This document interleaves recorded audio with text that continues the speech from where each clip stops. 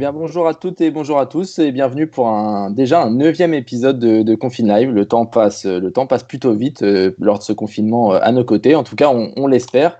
Et pour ce mercredi, nous voilà de retour en rallycross et une émission 100% Coupe de France, car on souhaitait donner la parole à tous les pilotes et de toutes les divisions. Aujourd'hui, petite nouveauté, on divisera l'émission en deux. On fera une première partie Division 3 et ensuite une partie Division 4. Un peu une petite nouveauté, on essaye un peu d'innover au niveau de tous les jours chez Confine Live. On aura aussi plutôt une grosse annonce d'un pilote, ce qu'on pourrait appeler dans le milieu un gros scoop. Donc surtout restez bien attentifs et bien connectés tout au long de l'émission pour découvrir ce scoop. Et aujourd'hui, pour m'accompagner comme chroniqueur, c'est celui qui représente un groupe plutôt actif et proactif en rallycross, le coin des fans que vous connaissez tous. C'est Aurélien. Bonjour Aurélien. Bonjour à tous. Bon, c'est Aurélien qui jouera un peu le rôle de chroniqueur. Et il connaît parfaitement sur le bout des doigts le rallycross, donc je ne doute pas de ses capacités à poser des questions pertinentes. Et Confine Live épisode 9, c'est parti. Et donc pour nous accompagner pour cette première partie de Division 3, on va accueillir celui qui a fini deuxième en 2019 de la Division 3 et qui va endosser le costume clairement de favori cette année. C'est Benoît Morel. Bonjour Benoît. Salut. Et on accueillera aussi donc celui qui a fait une petite pause là, pendant 2 ans de rallycross, mais qui avait terminé 3e du championnat junior en 2017. C'est Manu Danvaux. Salut Manu. Salut Mathieu, salut à tous. Les gars, ravis d'être avec vous pour cette première partie de l'épisode 9 de Confine Live. On va apprendre à vous connaître un petit peu plus. Pour ceux qui connaissent le rallycross, ils vous connaissent certainement, mais ils découvriront peut-être des petites subtilités qu'ils ne connaissaient pas. Et pour le public qui ne découvre le rallycross chaque jour, ils sont de plus en plus nombreux à venir du rallye notamment. Ça leur permettra de découvrir encore une nouvelle catégorie. Bon Aurélien, je te laisse commencer cette première partie d'émission. Ouais, on peut commencer en parlant un petit peu de la situation actuelle, malgré que ce ne soit pas celle qui nous plaise. Mais première question du coup pour Benoît. Comment tu occupes tes journées de confinement ? Eh ben, je suis pas vraiment confiné, moi. Tu vois, je suis au garage là, même en ce moment-là, j'y suis encore. Le garage est ouvert, mais bon, je te rassure, on va pas être débordé par les clients qui viennent aujourd'hui. Malheureusement, c'est vrai qu'on est tous un petit peu tous enfermés chez nous. Manu, toi de ton côté, ça se passe comment ? Plutôt démoralisé, ou tu t'en profites pour te ressourcer ? Comment ça se passe de ton côté ? Écoute, c'est pareil, j'ai l'activité, je viens d'ouvrir une carrosserie, donc certes, c'était pas le meilleur moment pour le faire, mais bon, on fait avec, on a pas mal de petits travaux à terminer, et puis ça nous permet également d'avancer un peu sur la voiture. Ok, merci pour ces réponses. Du coup, on va rentrer un peu dans le vif du sujet. Ça va être une émission où on va essayer de faire assez dynamique pour pouvoir enchaîner les deux catégories. On va parler forcément un peu de rallycross. Vas-y Aurélien, est-ce que tu as une première question à poser à l'un ou l'autre sur leur parcours ou sur le rallycross, sur la D3 ? À toi de jouer. Ouais, on peut commencer par Emmanuel. Donc cette année au volant d'une 207, si les données sont bonnes, dans la catégorie D3.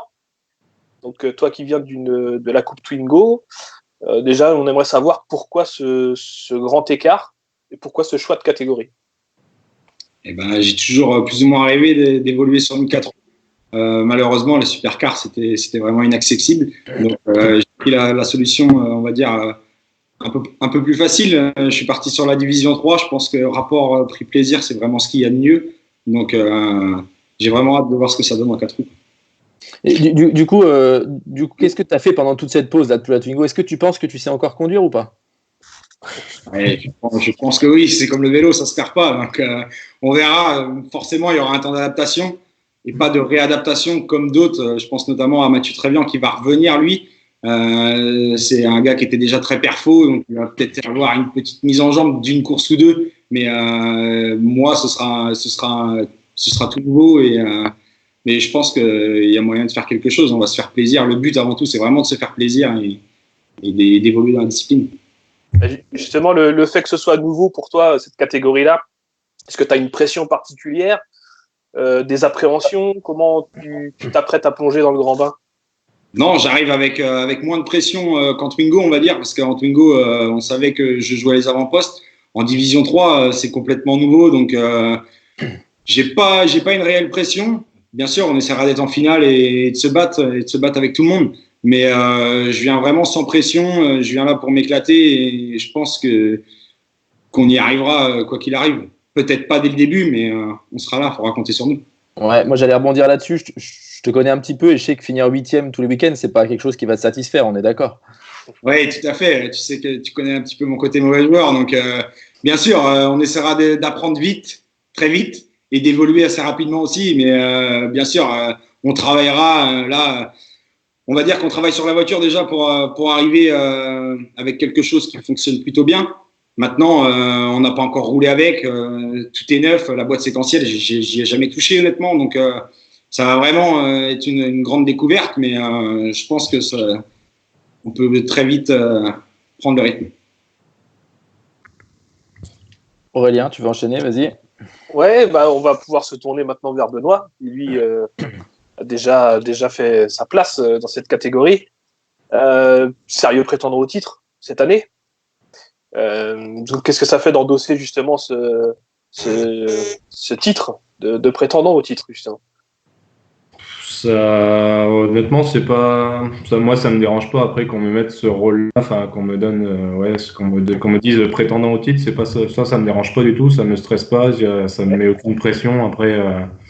Après, comme l'a dit Emmanuel, il y a un gars qui revient qui s'appelle Mathieu Trévian et qui pourrait sûrement mettre tout le monde d'accord sur ce titre justement.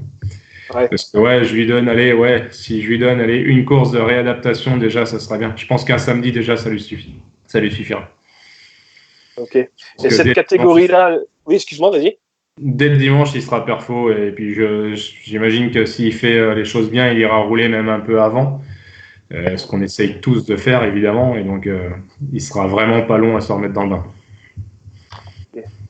Cette catégorie-là, j'allais te demander, comme tu la connais un petit peu plus, si tu avais, toi, donné envie à des jeunes de s'engager dans cette catégorie-là, qu'est-ce que tu mettrais le plus en avant? Qu'est-ce qui te plaît, toi, dans cette catégorie? Le plaisir de conduire une 4 roues motrices, tout simplement. Après, j'ai toujours conduit que des propulsions ou des 4 roues jusqu'à il n'y a pas si longtemps que ça en arrière où j'ai fait un Folcar avec Jimmy Terpero et là j'ai conduit une traction. Toi, je pensais même pas pouvoir prendre autant de plaisir au volant d'une traction. Honnêtement, jusque-là, j'avais jamais fait. Et je me suis vraiment éclaté à faire ça. Ensuite, le 4 roues, ça reste le 4 roues. Ça reste la possibilité de glisse, de grande dérive. Et puis, pourquoi la D3 ? C'est tout simplement le budget. Le supercar, c'est quand même un cran au-dessus. C'est beaucoup plus complexe au niveau des voitures aussi. Donc, au niveau prix-plaisir, comme l'a dit Emmanuel, c'est vraiment le D3 qui passe le mieux, on va dire, et le plus facile à réaliser en tout cas. Okay. Si un jour tu avais l'occasion de sacrifier entre guillemets une saison pour faire une pige ou deux en supercar, est-ce que c'est quelque chose que tu pourrais envisager ou pas? On y a déjà pensé. On m'a proposé déjà des courses en supercar. Après, faire le choix d'une course en supercar, il faudrait vraiment avoir une voiture hyper perfo et choisir un circuit de renommée presque mondiale, quoi. Pour sacrifier une saison entière, on va dire, quand même à côté, quoi. Mais pourquoi pas? Après, moi, je suis ouvert à tout. Si on me prête une supercar, pourquoi pas? Après, la priorité, ça reste le championnat en D3 pour l'instant. On va pas non plus perdre bêtement un championnat pour une course en supercar, quoi. D'accord. Et comme le disait Aurélien, du coup, et comme tu nous as dit que tu sentais pas forcément une pression particulière, mais c'est la première fois en rallycross où tu vas arriver clairement avec le dossard de favori, même si on sait qu'il y a Mathieu Trévian, il y a Maxime Sordet, vous êtes beaucoup, hein. Ouais, mais allez, si on devait mettre, tu vas être parmi forcément les grands favoris. C'est peut-être une des premières fois. Tu as toujours été un peu dans la peau de l'outsider, donc tu le gères. Tu prépares ta saison comme une autre. Ouais, non, franchement, non, ça me dérange pas. Après, c'est pas un truc qui me stresse du tout. Après, on verra. Moi, je les prends les courses une par une comme ça vient. Je dis toujours, on fait les 3 premières et on voit où on en est. Après, si ça commence bien, on continue. Si on est à la rue, est-ce qu'il faut pas des fois faire l'impasse sur une course ou deux et puis se remettre en question, remodifier. Enfin, il y a plein de trucs. Après, la D3, c'est compliqué. Hein. Honnêtement, rentrer dans les 8, déjà, c'est beau. D'accord. Et une dernière petite question après, Aurélien, je te laisse la parole. Toi qui viens de l'autocross, quel pour toi, quelle était la plus grande différence quand tu es arrivé de l'autocross vers le rallycross entre les deux disciplines? Qu'est-ce qui t'a marqué le plus?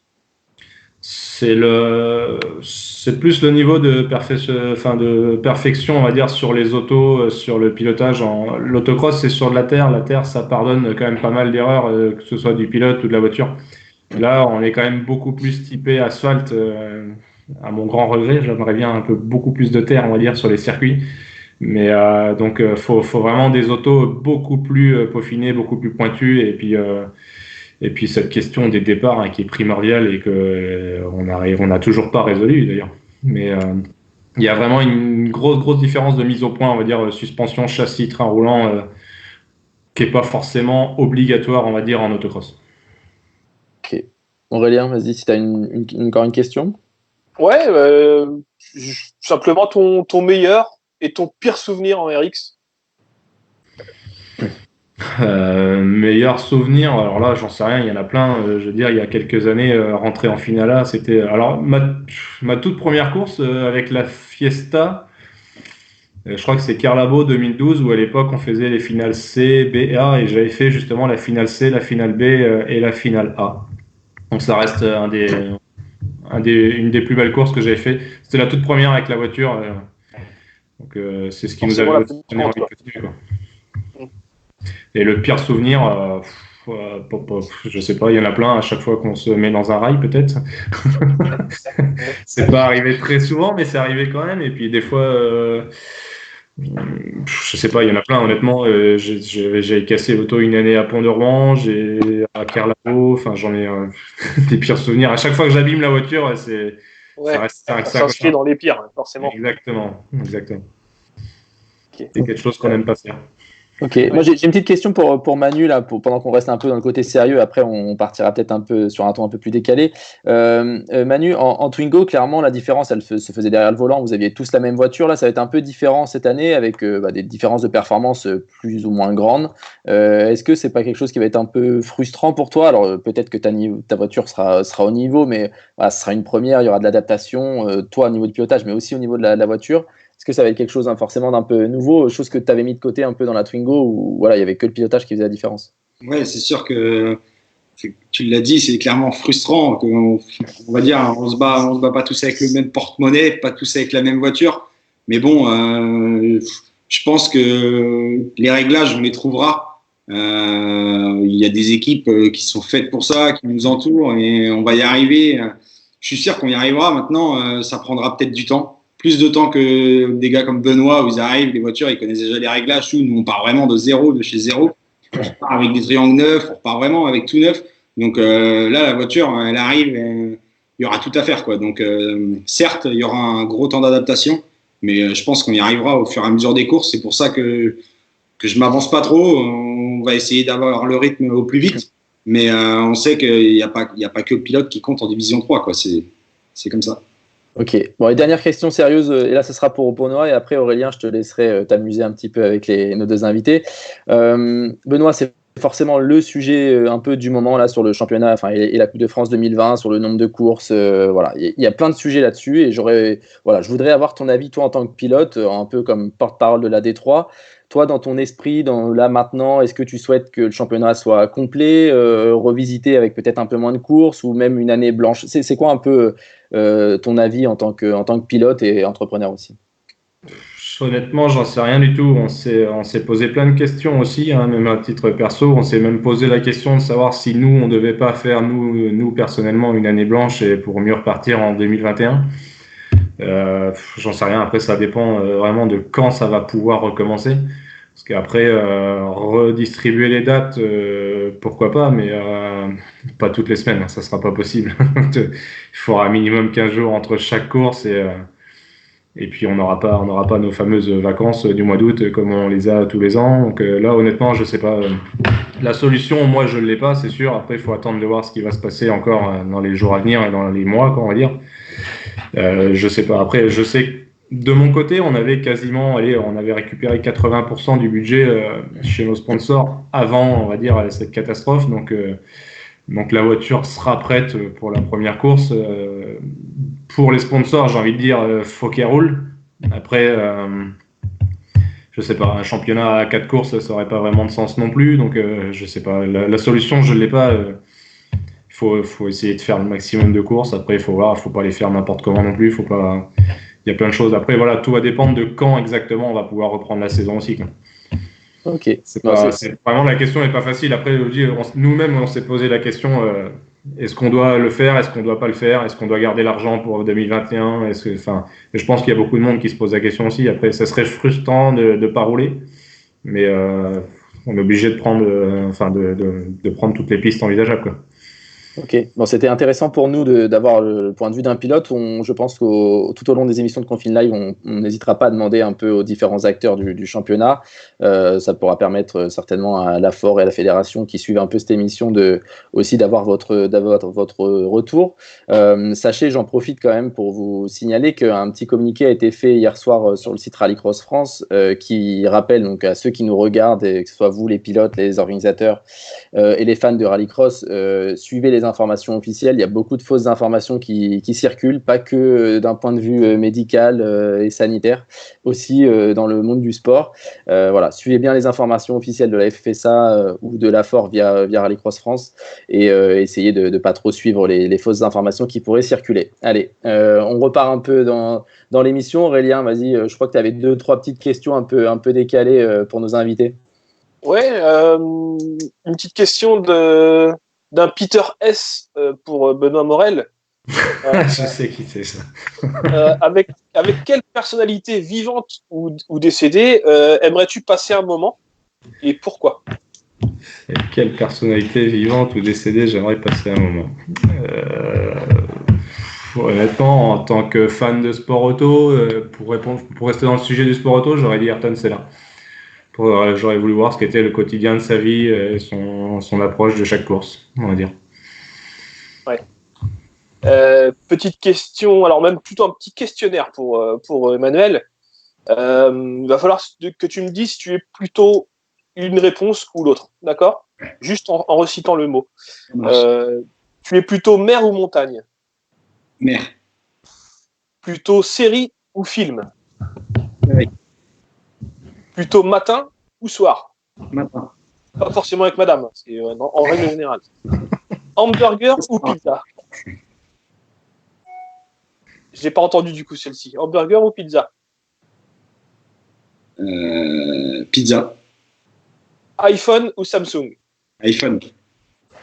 Facebook ou Insta? Facebook. Sachant que le LCDF est présent sur les deux. Netflix ou OCS? Netflix. Hansen ou Backroad? Backroad. Essai ou Dreux? Essai. Et enfin, Alan Motet ou Valentin Comte?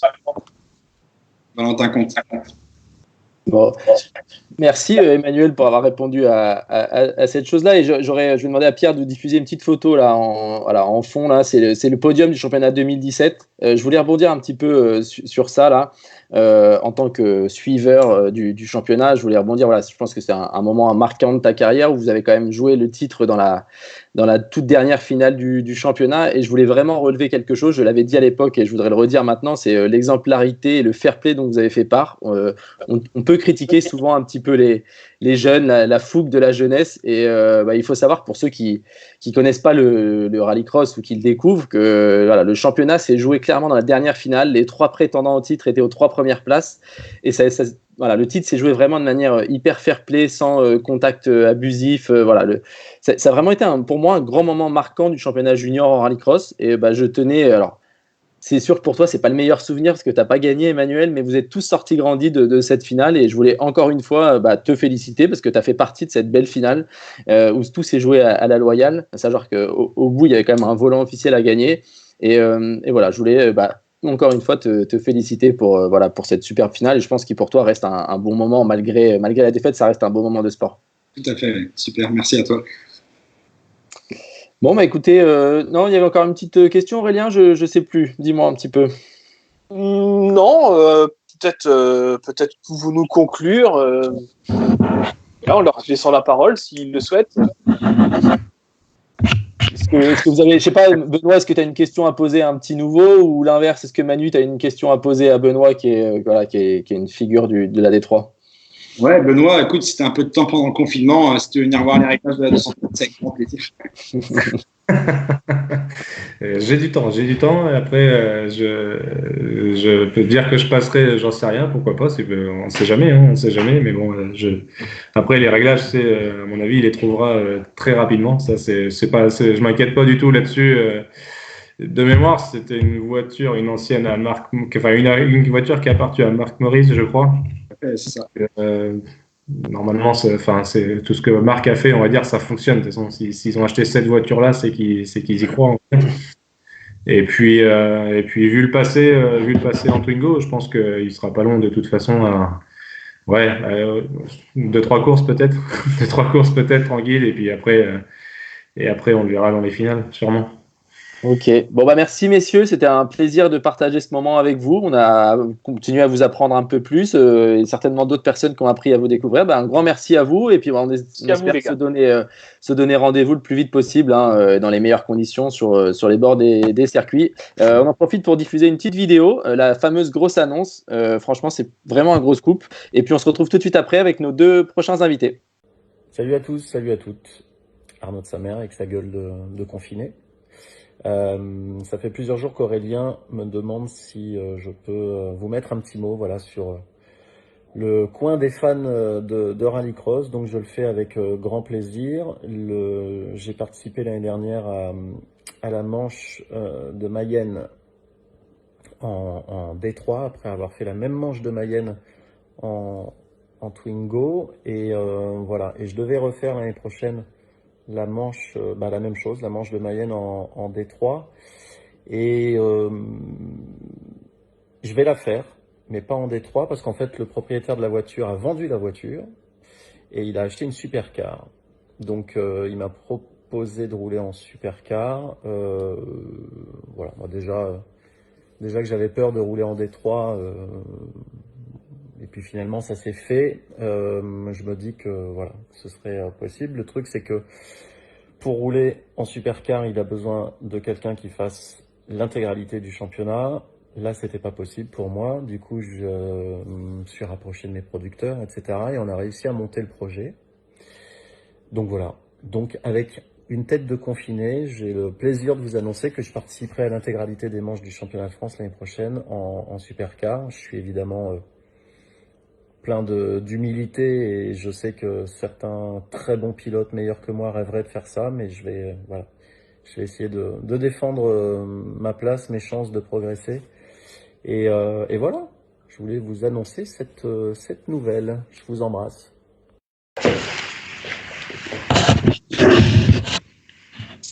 Et bien voilà, je pense que la vidéo est terminée. Voilà, vous avez appris en même temps que nous ce gros scoop.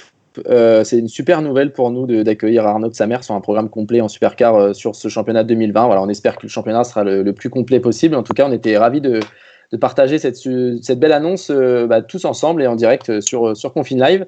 Et puis voilà, il est temps pour nous avec Aurélien d'accueillir deux nouveaux invités qui, comme par magie, débarquent. On a fini la D3, maintenant place à la division 4 et donc on va accueillir Jean-François Blaise, deuxième du championnat en 2019 et qui, comme Benoît Morel juste avant, sera clairement un des favoris de la division cette année. Bonjour Jean-François. Bonjour à tous. Et on aura de notre côté Jean-Michel Guérin. Alors Jean-Michel qui est une figure un peu forcément depuis quelques années de la division 4 qui a fait ses armes dans les formules de promo et qui sera encore cette année un sérieux candidat à plusieurs victoires, un podium final. Voilà, il va nous dire plus un peu sur ses ambitions. Écoute Aurélien, je te laisse aborder les premières questions avec nos invités. Ouais, alors bonjour les gars. Ma première question va être pour Jean-François. En fait, toujours la petite question confinement pour commencer, pour se mettre en jambes. Donc, comment tu vis, toi, professionnellement, ce confinement ? Écoute, le confinement, je le vis dans la société familiale. L'entreprise est quand même ouverte. Forcément, l'activité n'est pas à 100%, mais je le vis plutôt bien. On a tous la chance dans mon entourage de ne pas être malade, donc c'est déjà quelque chose de bien. Donc, confinement au garage, il y a toujours à faire dans un garage. Donc, voilà, je vis bien pour l'instant. Ok. Est-ce que tu peux te présenter un petit peu pour ceux qui ne te connaissent pas? Bah écoute, ça fait une dizaine d'années que je fais du sport automobile. Commencé comme beaucoup en karting. Après, à 18 ans, on a attaqué par le Folcar. Et puis bah, maintenant, depuis 2016, depuis 2016 en rallycross, en division 4, bien sûr. Avec de beaux objectifs. Ouais, on va essayer. Jean-Mi aussi de son côté, donc lui, comme l'a dit Mathieu, c'est le pur produit rallycross, on va dire, qui est passé par 2 formules de promo, Logan et Twingo. Est-ce que tu peux nous en dire aussi un petit peu plus sur toi et puis tes ambitions pour 2020 également? Bah moi j'ai commencé, j'allais déjà très jeune au rallycross avec mon père qui était mécanicien sur une voiture en Détroit. Puis un jour, un soir, il m'a dit t'as 16 ans et puis c'est le moment de te lancer. Du coup il m'a fait ce beau cadeau de me lancer en rallycross dans la Logan Cup. Très beau cadeau. Ah oui, très beau cadeau. Oui. Donc cette année, tu repars avec la même auto? Ouais, cette année on repart avec la 206. Qu'on a dû faire évoluer un peu car l'homologation était terminée. On a dû la faire passer en 206+, qui sera homologuée jusqu'en 2026, mais normalement on aura changé d'auto avant. Ouais. Au niveau perfo, tu seras au top cette année? À niveau perfo, on verra bien parce qu'après la voiture elle commence à se faire vieille aussi, donc ça va être compliqué, mais je donnerai tout pour me battre et puis pour battre JF et tous les autres. Ok, merci Jean-Mi. Merci. Bon, moi j'ai une petite question pour Jean-François, un peu comme j'ai posé à Benoît précédemment en Détroit. Clairement cette année, tu vas arriver avec le dossard de favori. Est-ce que ça te stresse? Est-ce que tu l'assumes ce nouveau costume? J'y pense pas trop. Je vais faire les courses après les autres. Après, on verra ce que ça donne à la fin de l'année. Donner le meilleur possible. Ça, c'est l'objectif, faire le meilleur résultat possible. Après, c'est vrai que quand on a fait deuxième, on a tendance à vouloir faire premier, chose logique aussi. Donc, j'y pense pas trop à ce dossard de favori. Le but, c'est qu'on roule tous les week-ends, qu'on donne le maximum de nous tous les week-ends pour faire le meilleur résultat possible. Ok. Jean-Michel, une autre question, et après je laisserai la place à Aurélien. Jean-Michel, du coup, comme on l'a expliqué rapidement, tu es passé par la Logan Cup, par la Coupe Twingo. Est-ce que ça te manque un peu l'esprit de formule de promotion où tout le monde a la même voiture? Est-ce que c'est quelque chose qui te manque, ou alors est-ce que le plaisir de conduire une voiture un peu plus puissante, la séquentielle, tout ça, ça a pris le dessus? C'est 2 choses différentes, disons voir. C'est les formules de promotion, c'est pour se lancer, pour apprendre. Et puis après, quand on passe dans les catégories supérieures, mettre en valeur ce qu'on a appris dans une voiture plus performante, quoi. D'accord. Et justement, puisqu'on parle de discipline, est-ce qu'il y a une autre discipline que le RX qui te plairait? Ouais, je pense. Un peu comme David Olivier l'autre jour, le Buggy 1600 en autocross, c'est vraiment très attirant. Et puis, pourquoi pas essayer un jour? Donc un cadeau de Noël de papa peut-être? Peut-être pas, on va peut-être pas aller jusqu'à là non plus. Ok. Et pour Jean-François, du coup, je sais pas si on peut. On avait deux photos je sais pas si on peut les. Ouais, on va les mettre. Voilà. Il y en a même 3. Allez, vas-y. Il y en avait même 3. Donc c'est trois photos qui retracent un petit peu ton parcours. Est-ce que tu peux nous parler toi-même de cette évolution qui a été faite et savoir aussi avec laquelle tu as eu les meilleures sensations? C'est pas une question facile, les meilleures sensations. Écoute, la première photo, ça devait être ma 2e ou 3e année en Folcar, sur une petite saxo. Bon, elle est un peu abîmée, parce qu'aux essais libres, il y avait une petite rencontre, une petite bise avec le rail. Après, on avait passé un bon Folcar, on avait fini 4e ou 6e au général, je crois, le soir, 120 partants, donc c'est pas neutre.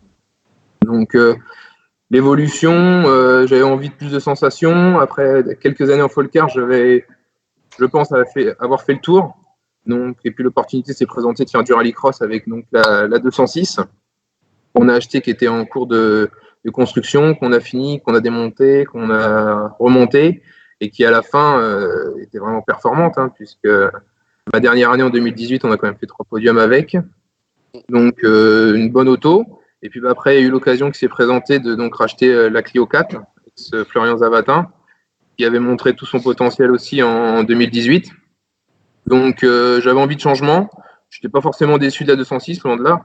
Juste envie de changement. Donc on a saisi l'opportunité d'acheter cette Clio, qui elle aussi quand même différente, mais tout autant performante que la 206. Donc les sensations sont différentes, mais toutes marquantes en fait. Ouais, bien sûr. Ouais. De toute façon, dès l'instant que je roule, on a des sensations. Après, on roule pour avoir des sensations. Donc, dans n'importe quel le Folcar comme le rallycross, je me suis toujours fait plaisir. Le Folcar, on fait plus de tours, donc c'est quand même pas mal. Après, par contre, le rallycross, c'est seulement 4 tours en manche et c'est intense, quoi. Faut être tout de suite dedans, on n'a pas le droit à l'erreur pendant ces 4 tours. Ok.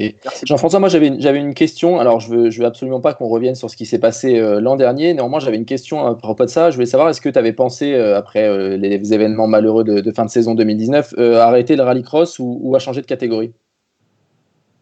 Non, pas forcément. Non, du tout. Non, j'ai pas eu. J'étais colère, forcément, comme tout le monde. Mais non, j'ai pas. Non, du tout. Parce que là, j'aime bien faire mes marques où je suis avant de changer. Donc, deuxième, c'est bien, mais le but, ça serait de faire premier pour après aller voir dans une autre catégorie, quoi. D'accord. Merci de ta réponse et de ta franchise, c'est cool. Jean-Mi, je rebondis un peu sur ce que disait Aurélien. Est-ce que 2020, ça sera l'année Guérin, du coup? On sait que l'année dernière, il y a eu une victoire. Tu es très souvent bien placé. Est-ce que cette année, tu penses que ça peut être l'année où tu peux aller chercher un peu plus de victoires? C'est toujours le but de gagner et de faire au mieux et puis d'essayer d'avoir le titre. Mais bon, ça va pas être simple. Les concurrents sont affûtés et puis très très bons aussi. Donc, en espérant de belles batailles et puis que le meilleur gagne, quoi. Ok. Justement, au niveau des victoires, moi, Jean-Mi, j'aimerais qu'on envoie une petite image, si on pouvait envoyer la petite image pour Jean-Mi. Parce qu'on a tous, nos petits côtés écolo, hein, toi aussi. Tu trouves pas que c'est du gâchis un petit peu ça? Et est-ce que du coup, ce serait pas plus raisonnable de pas gagner de course pour éviter de gâcher du champagne? En général, il en reste toujours un peu dans la bouteille, donc tout n'est pas gâché. Ok, un vrai écolo dans l'âme, c'est bien. Merci Jean-Mi.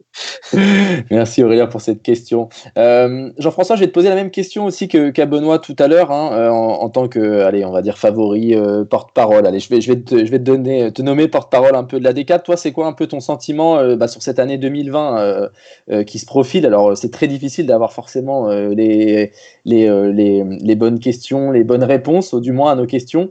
Toi, en tant qu'entrepreneur et en tant que pilote, qu'est-ce que tu juges le mieux? Un championnat condensé mais avec les 8 courses, un petit peu moins de courses, une année blanche. On a envie de demander un petit peu l'avis des pilotes. C'est un peu périlleux, mais c'est important pour nous d'avoir le retour des pilotes. Écoute, c'est pas une question facile, hein, comme il a dit Benoît tout à l'heure. Moi, ce que je veux, clairement, c'est que ce virus il passe le plus vite possible pour qu'on puisse rerouler le plus vite possible. Après, le mieux sera un championnat. Après, je fais confiance à la FOR pour prendre les mesures nécessaires avec les organisateurs et tout ça pour que tout le monde soit satisfait. Après, s'il n'y a que des courses, on fera que des courses. S'il y a un championnat, on fera un championnat. Le but, c'est que tout se passe dans de bonnes conditions. Et puis, la priorité, c'est ce beau virus, quoi. Ok. Très bien. Merci. Aurélien, tu avais une question peut-être pour Jean-François? Oui, une petite question pour savoir un petit peu l'état d'esprit que peut avoir un pilote avant un départ. Qu'est-ce que tu as en tête avant chaque départ? Ce que j'ai en tête, c'est sortir premier au premier virage. Après, c'est faire au mieux, quoi. Sortir premier au premier virage et puis rouler pour avoir le meilleur temps possible, quoi. Et t'es comment? T'es plutôt stressé, comment tu te sens vraiment au départ? Je suis un peu nerveux quand même. Ouais.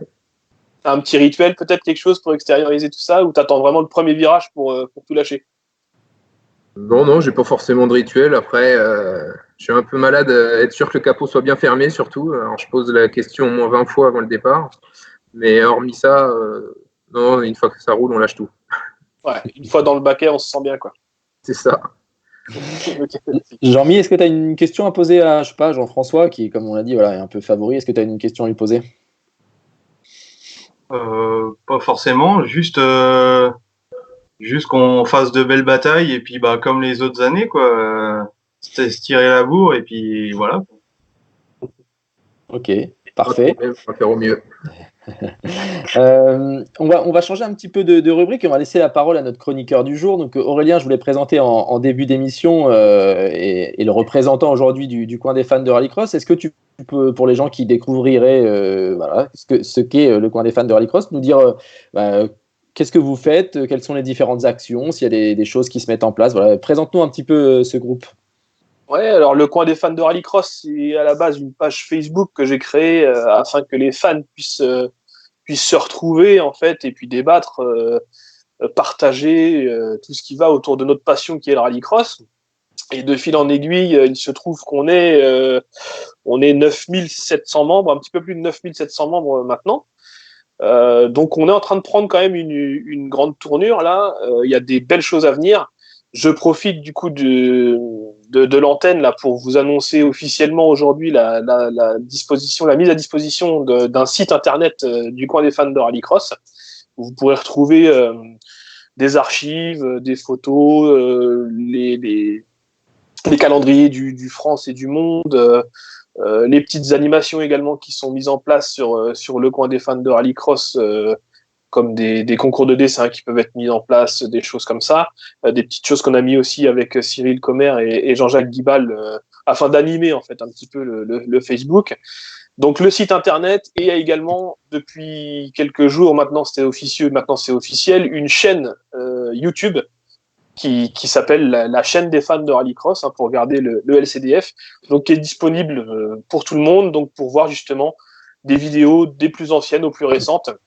Donc voilà pour la présentation. Et puis, comme je le disais, beaucoup de choses à venir.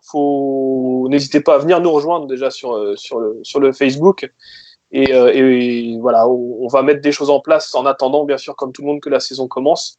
On va bien s'amuser à se rassembler tous ensemble autour de notre passion et des pilotes qu'on apprécie et qu'on suit. Ok, merci Aurélien, c'était important pour nous au sein de Rallycross France de pouvoir vous donner un petit peu la parole et j'ajouterais que tu as été un excellent chroniqueur, des questions très pertinentes, donc déjà un grand merci à toi Aurélien. On te laisse passer le message aussi à tous tes collègues, donc tu peux les remercier en notre nom. Je vais remercier nos deux invités de la Division 4, Jean-Michel et Jean-François. Un grand merci à vous, c'était je pense l'occasion pour certains de vous découvrir ou pour d'autres de vous redécouvrir. Et puis on se donne rendez-vous forcément bientôt, on l'espère tous, au bord des circuits. Je vous rappelle un petit peu à tous, surtout suivez bien les informations officielles qui sont communiquées de la part de la fédération ou de la FOR, et n'hésitez pas à nous contacter si vous en avez d'autres. Je voudrais remercier forcément la FOR pour son soutien et remercier Pierre-Elisabeth en régie qui nous ont aidés à préparer cette émission. Nous on se donne rendez-vous vendredi pour la prochaine émission de Rallycross avec peut-être un nouvel invité surprise, et demain ça sera rendez-vous rallye, et pour les amoureux des mécaniques ce sera même une spéciale Porsche. Alors soyez au rendez-vous et d'ici là prenez soin de vous. Bye bye, salut à tous.